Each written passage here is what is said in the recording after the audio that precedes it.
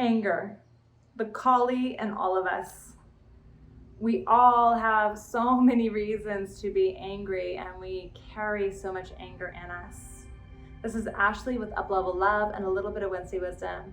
Today I'm going to be talking about anger and our distortion with it. Anger is a very important emotion. It's really, it's a barometer to what's happening in our lives, to really look at things and to create boundaries with. However, most of us are in distortion with our anger. And when we are in distortion, our anger becomes destructive. It becomes destructive to ourselves and to the people around us. We get punished by our anger within ourselves. It's incredibly unhealthy. It takes a huge toll, both physically, mentally, emotionally, and with our connections. So this is something that I've done a ton of work around. And I know how much courage it takes to step into the shadow, to really look at the parts of ourselves that are carrying this distortion of anger. And today, I'm going to really address feminine anger. Because let's be real, we all have a lot to be angry about. You know, there is just so many things interpersonally around us as we try to manage our homes and externally in the social world, globally. Like, there's just so much going down. And it's hard to navigate and feel it all and to not feel a certain sense of frustration and anger. But when we let this frustration, irritation, anger kind of build and fester and be like the focal point of our lives, it becomes a huge disservice and distortion for us. So this is what I truly want to address today. How can we shift this destructive connection that we have with our anger into one that is healthier? So first and foremost, to be able to express your anger in healthy ways is imperative, because this energy of anger is in our bodies. It is being stored, and it is layers upon layers as each day goes by, as each minute goes by, that we are connecting to these stories and these little experiences and all these things, listening to the news, all these things that just build this type of angst and frustration and essentially anger within us.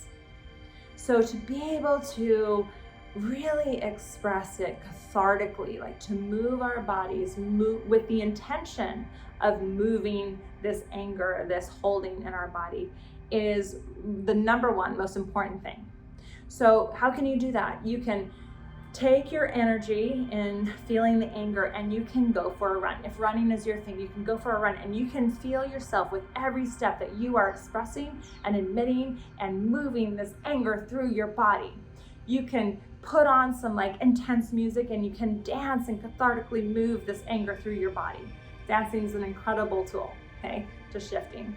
One of my most favorite ways to move anger through my body is breath work. Going into deep breath work or doing the fire breath. So all of these are great practices to cathartically moving anger through your body. Essential. The second piece to this is to look at the energy of anger within you and to acknowledge it and to give it like an energetic bear hug.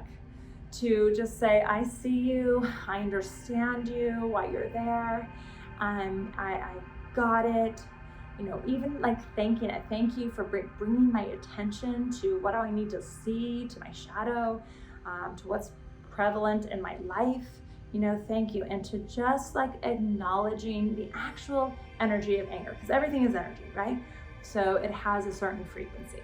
So to just bring this, to feel it, to have a little bit of a dialogue. It sounds silly, but it is an incredibly part of integrating it into making it healthy. Because once you acknowledge it and you give it kind of compassion, it can soften. It can just release a bit. It's like when we are feeling as individuals, when you feel misunderstood by someone and you're trying to, you know, get them to understand and you're talking and they're just trying to push you away.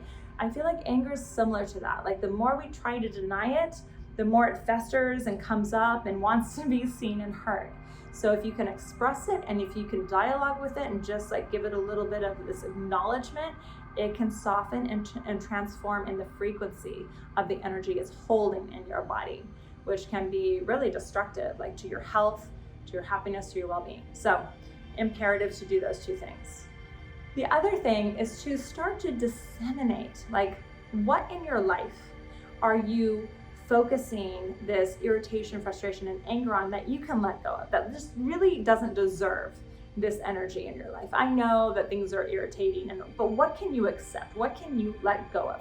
What can you not give or continue to give real estate in your precious mind and heart to things that are irritating? So it could be simple things like your kids leaving the dishes in the sink, dirty dishes, or your partner leaving a wet towel on the floor all the time, or not flushing the toilet, or having like lots of laundry to do, or whatever these things are that are just kind of the monotonous parts of life, where just start to notice where you are giving this valuable, vital, life force energy to, and what are the thoughts, what are the stories that are just perpetuating and building this fire of anger and frustration.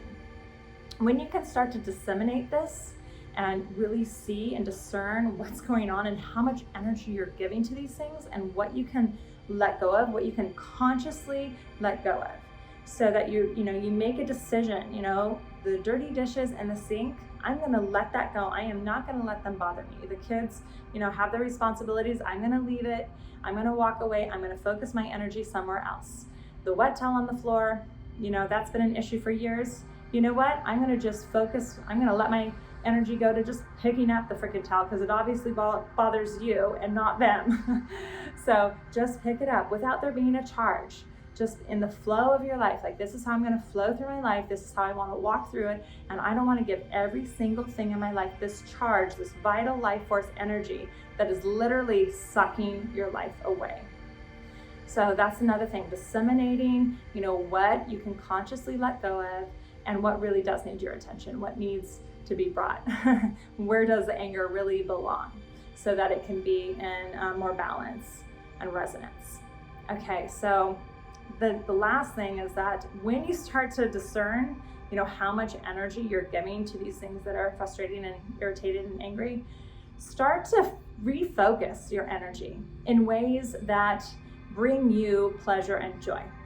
So really doing self-care, super important. Being able to connect in nature is often really softening to the nervous system, and in things that, how can you connect deeper with your partner? How can you activate that?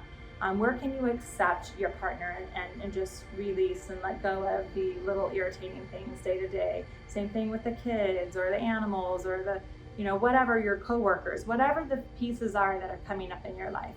Where can you start to focus your attention on the things that you are grateful for, on the things that are really powerful in your life, and the things that bring you pleasure and joy? Like, really creating those friendships, creating those activities in your life that truly bring you joy and pleasure. Okay, so these are some helpful tips how to navigate anger in your life. But I want to bring forward a really important concept, especially in the feminine anger. Like, we have lineages of anger that has been passed down to us, and then we are in it, living it, until we do the work, until we take the courage and step into our shadow and look at these pieces and really do the work within ourselves. We're going to carry this and we're going to pass it on to our kids. And then in relationship to, like, evolving, the feminine evolving, the masculine evolving on a whole, when we are carrying this angst and anger towards the masculine or within ourselves, and we feel that it's in this field, it's in the frequency, the masculine is not gonna feel like he can be vulnerable, that he can open, that he can share. He's not gonna feel safe. He's not gonna feel welcomed into that place. And so he's gonna put up his walls and his boundaries and create this, like, protective layer that's gonna cause disconnection and not going to allow him to grow in the ways that he needs to, and therefore on the collective as well. So this is like a deeper piece of how carrying this distorted anger in the feminine is really holding the feminine down, even though I understand why, and we have all of our reasons that are very legitimate, but ultimately it is holding us down, and it is holding the masculine down as well. When we can soften those places, when we can come into a deeper understanding and acceptance and compassion, we then open this softened energy and this frequency for the masculine to feel safe, to be invited into sharing, instead of us demanding and telling them what they need to do and how they need to do it. They feel invited to show up authentically and to share vulnerably and to raise and grow and evolve. So until we can really address our anger and settle that, we're going to be kind of at war with each other, the masculine and the feminine energies. So this is really important to address. And it goes vice versa, same thing. If a man is in his distortion and his anger, it shuts down the feminine, and she goes into protection and victim and puts up her walls and can't grow and evolve either. So it's really like a deep piece around our evolution. And I know this because I've done so much deep work within myself around it, and in groups of women with this, and I work with people, and almost every single client of mine has this piece of anger that is unaddressed and is in distortion. So I see this as a vital part of our evolution and our growth. I know it takes strength. I know it's uncomfortable to really look at the shadow of our anger.